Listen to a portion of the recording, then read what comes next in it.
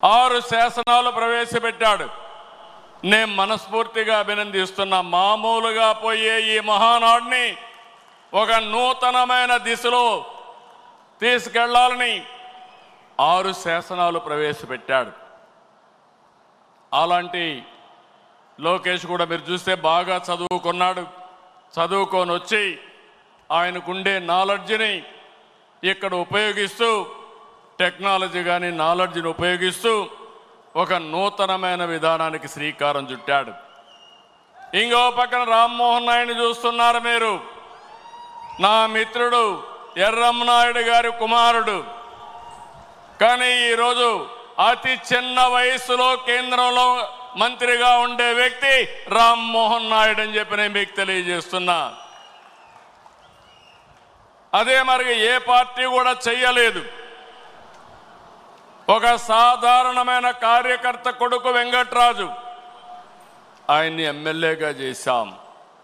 ఒక సాధారణమైన కార్యకర్త అప్పలనాయుడు ఒక ఎంపీగా చేశాం. మొన్నటి వరకు మీ దగ్గర కూర్చున్న వాళ్ళు ఇప్పుడు ఎమ్మెల్యేలుగా వేదిక మీదకి వచ్చారు. ఇది ఒక చరిత్ర. అంటే ఈరోజు మనం ఇక్కడికి వచ్చామంటే మనందరి మీద బాధ్యత పెరిగిందని చెప్పి కూడా నేను మీకు తెలియజేస్తున్నా. తెలుగుదేశం పార్టీ కొత్త తరహా అడ్మినిస్ట్రేషన్ కూడా శ్రీకారం చుట్టాం. ఒకప్పుడు పార్టీ గ్రామ శాఖ, మండల శాఖ, జిల్లా శాఖ, రాష్ట్ర శాఖ ఉంటే కొత్తగా ఎన్నికల్లో ప్రాధాన్యత ఇవ్వడానికి, బాధ్యత ఇవ్వడానికి క్లస్టర్, యూనిట్, బూత్, కేఎస్ఎస్ తీసుకొచ్చాం. ఎప్పటికప్పుడు ప్రజాభిప్రాయాన్ని తీసుకుంటున్నాం. ప్రజాభిప్రాయాన్ని తీసుకుని కార్యకర్తలు, ప్రజలు ఎవరిని మెచ్చితే వారికి పదవులు అప్పచెప్తున్నాం. ఇలాంటి కార్యక్రమాలతో మనం ముందుకు పోతున్నాం. నేను ఈ మహానాడులో మీ అందరికీ విజ్ఞప్తి చేస్తున్నా. 43 సంవత్సరాలుగా తెలుగుదేశం పార్టీ జెండా రెపరెపలాడుతూ ఉందంటే దానికి కారణం త్యాగాలు చేసిన మీరేనని చెప్పి మరొక్కసారి విజ్ఞప్తి చేస్తున్నాను. అందుకే 2025 మహానాడు, కడప మహానాడు కార్యకర్తనే అధినేతగా సుప్రీంగా గౌరవించి భవిష్యత్తులో మీ యొక్క సంక్షేమం, సాధికారత కోసం పనిచేస్తామని చెప్పి కూడా నేను మీకు తెలియజేస్తున్నా. అయితే ఇదే సమయంలో నేను ఒకటే మిమ్మల్ని అందరినీ కోరుతున్నా. పార్టీ మీకు అండగా ఉంటాం. ప్రజలకు మీరు దగ్గరగా ఉండాలి. ఏ నాయకుడైతే ప్రజల్లో అనునిత్యం అనుసంధానం చేసుకుని పనిచేసి ఎప్పుడు ఎన్నికలు పెట్టినా తెలుగుదేశం పార్టీనే గెలవాలి, అన్ని ప్రాంతాల్లో గెలవాలి. ఈరోజు రాష్ట్రం అంతా కార్యక్రమాలు చేస్తున్నాం. అలాంటప్పుడు కొన్ని నియోజకవర్గాలు గెలిచి కొన్ని ప్రాంతాల్లో మెజారిటీ ఓట్లు వస్తున్నాయంటే దానికి కారణం అక్కడుండే నాయకత్వం కూడా అని చెప్పి నేను మీకు తెలియజేస్తున్నా. మనం రాజకీయాల్లో ఉన్నాం, రాష్ట్రాన్ని మార్చాలనుకుంటున్నాం. అలాంటి సందర్భంలో మీరు కూడా ఆలోచించాల్సింది, ప్రజలకు మెచ్చే రాజకీయ పాలన మీ ప్రాంతాల్లో మీరు అందించవలసిన అవసరం ఉంది. ఏ కష్టం వచ్చినా మీరు అండగా ఉండాలి, తోడుగా ఉండాలి. అవసరమైతే నాయకత్వాన్ని అక్కడ అడిగి గట్టిగా 10 సార్లు తిరిగి మీరు ఆ సమస్య పరిష్కారం చేసే బాధ్యత మీరు తీసుకోవాల్సిందిగా నేను కోరుతున్నా. ఇంకొక పక్కన నేను ఒకటే మిమ్మల్ని అందరినీ కోరుతున్నాను. మనం కొన్ని జాగ్రత్తలు కూడా తీసుకోవాలి. నేను ఎప్పుడు కూడా చాలా జాగ్రత్తగా ఉంటాను. ఈ కడప గడ్డలో చెప్తున్నా, వివేకానంద రెడ్డి మర్డరు నాలాంటి నాయకుడినే మోసం చేయగలిగారంటే తెల్లవారితో నిద్ర లేస్తే ఒక అసాక్షి పేపర్ ఒకటి ఉంది, టీవీ ఒకటి ఉంది. గుండెపోటుతో వివేకానంద రెడ్డి గారు చనిపోయారు.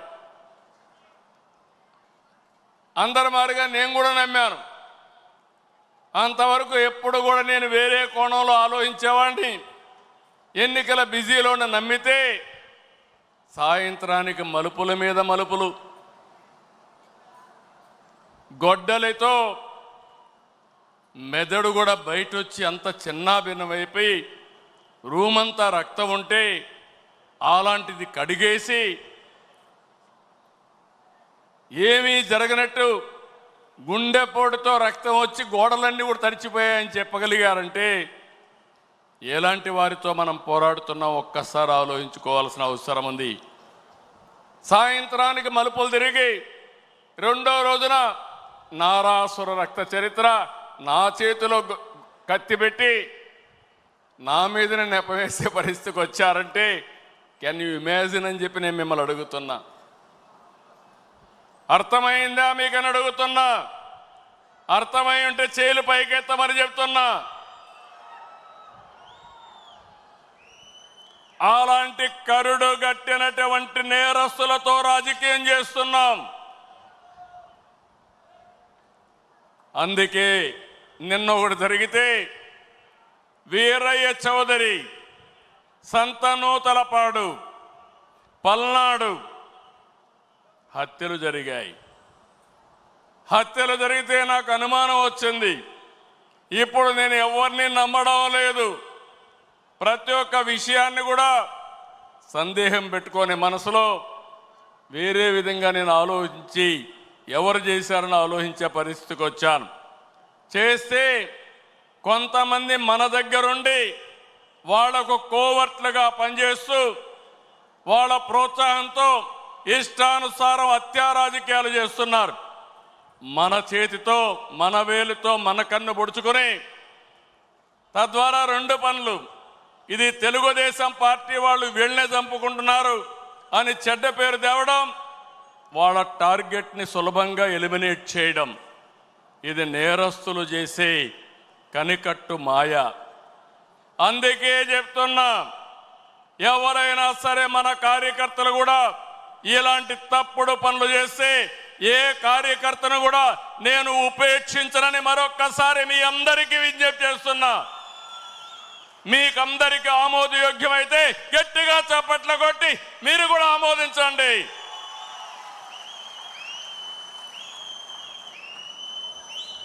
నేరస్తులు కబద్దార్, నా దగ్గర మీ ఆటలు సాగనివ్వను. ఇది ఒక హెచ్చరిక. కోవర్ట్లు మన దగ్గరికి పంపించి ఆ కోవర్ట్ల ద్వారా మీ అజెండా నెరవేర్చుకోవాలనుకుంటే ఇది మీకు సాధ్యం కాదు.